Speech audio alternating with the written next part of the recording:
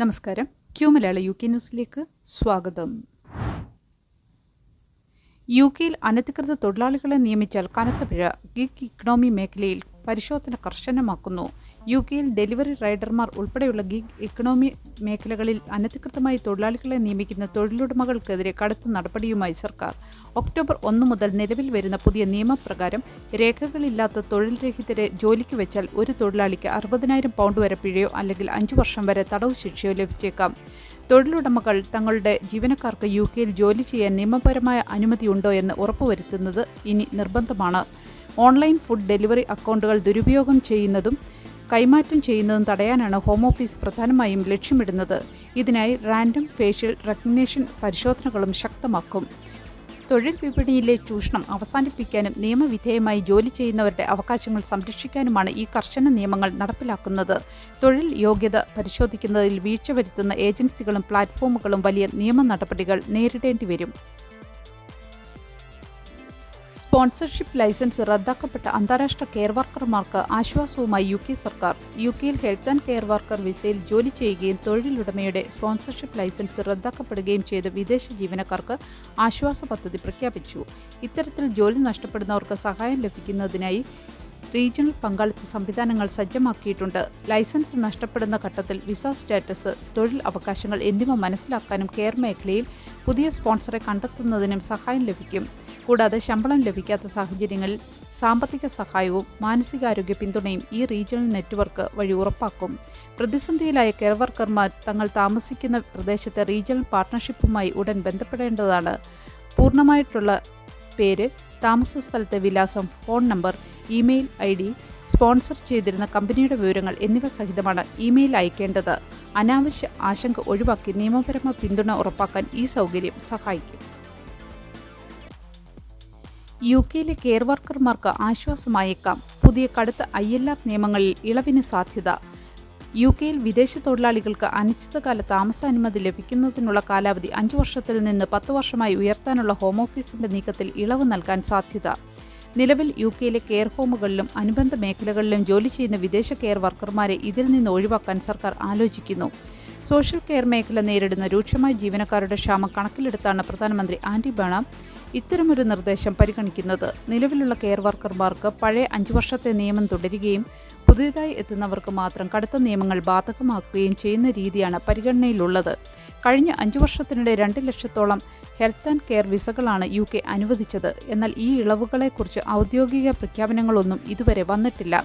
നിലവിലെ പൊതുജന അഭിപ്രായ രൂപീകരണത്തിന് ശേഷമേ അന്തിമ തീരുമാനം ഉണ്ടായിരിക്കുകയുള്ളൂ.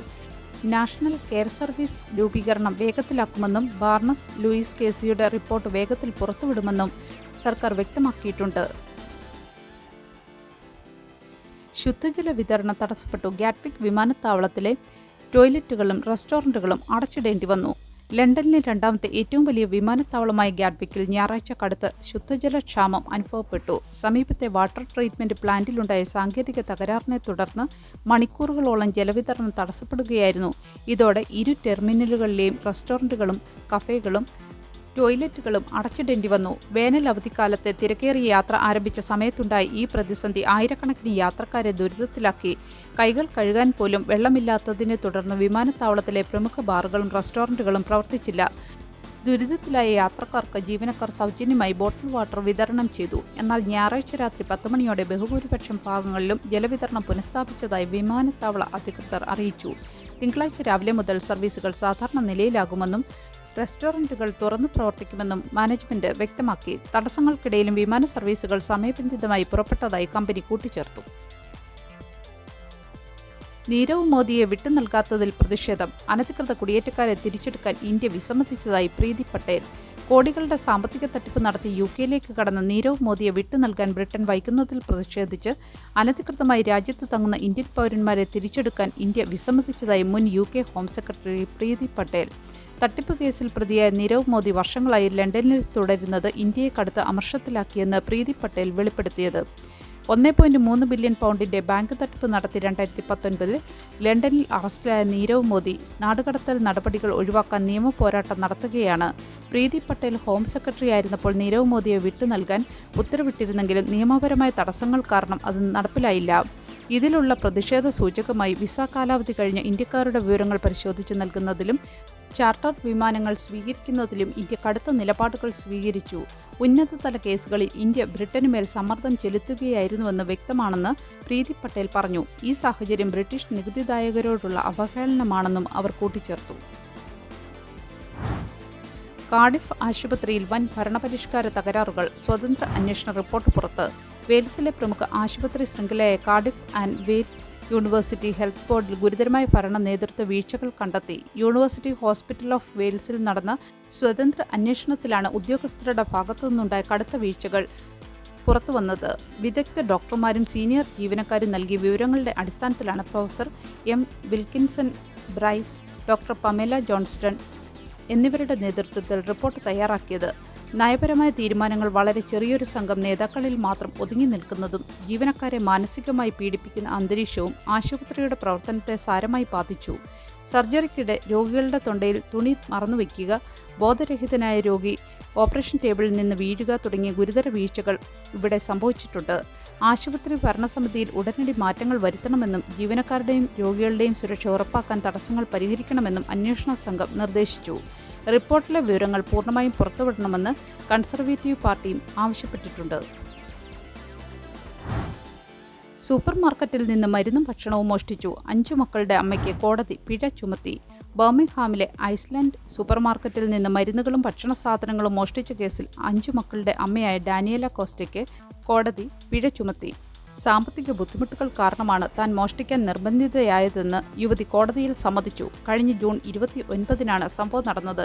കടയിലെത്തിയ ഡാനിയേല 150 പൗണ്ട് വിലമതിക്കുന്ന സാധനങ്ങൾ പാവാടയ്ക്കുള്ളിൽ ഒളിപ്പിച്ച് പുറത്തു കടക്കാൻ ശ്രമിക്കുകയായിരുന്നു. എന്നാൽ സെക്യൂരിറ്റി ജീവനക്കാർ ഇവരെ തടഞ്ഞു നിർത്തി പോലീസിൽ ഏൽപ്പിച്ചു. തുടർന്ന് 16 മണിക്കൂറോളം ഇവർ പോലീസ് കസ്റ്റഡിയിൽ കഴിഞ്ഞു. ബർമിംഗ്ഹാം മജിസ്ട്രേറ്റ് കോടതിയിൽ ഹാജരാക്കിയ യുവതി കുറ്റം സമ്മതിച്ചു. മക്കളിൽ ഒരാൾ ഭിന്നശേഷിക്കാരനാണെന്നും കുടുംബത്തിൽ കടുത്ത സാമ്പത്തിക പ്രതിസന്ധി നിലനിൽക്കുന്നതിനാലാണ് ഇത്തരമൊരു പ്രവൃത്തി ചെയ്തതെന്നും പ്രതിഭാഗം അഭിഭാഷകൻ കോടതിയെ അറിയിച്ചു. കേസ് പരിഗണിച്ച മജിസ്ട്രേറ്റ് പോലീസ് കസ്റ്റഡിയിൽ കഴിഞ്ഞത് തന്നെ വലിയൊരു ശിക്ഷയാണെന്ന് നിരീക്ഷിക്കുകയും 80 പൗണ്ട് ഫൈൻ ഉൾപ്പെടെ ആകെ 197 പൗണ്ട് കോടതിയിൽ അടയ്ക്കാൻ ഉത്തരവിടുകയും ചെയ്തു. പെൻഷൻ വെട്ടിക്കുറവിൽ വൻ വീഴ്ച. 1978 മുതൽ 2010 വരെ കുട്ടികളെ നോക്കാൻ ജോലി ഉപേക്ഷിച്ചവർക്ക് 8,377 പൗണ്ട് വരെ തിരികെ ലഭിച്ചേക്കാം.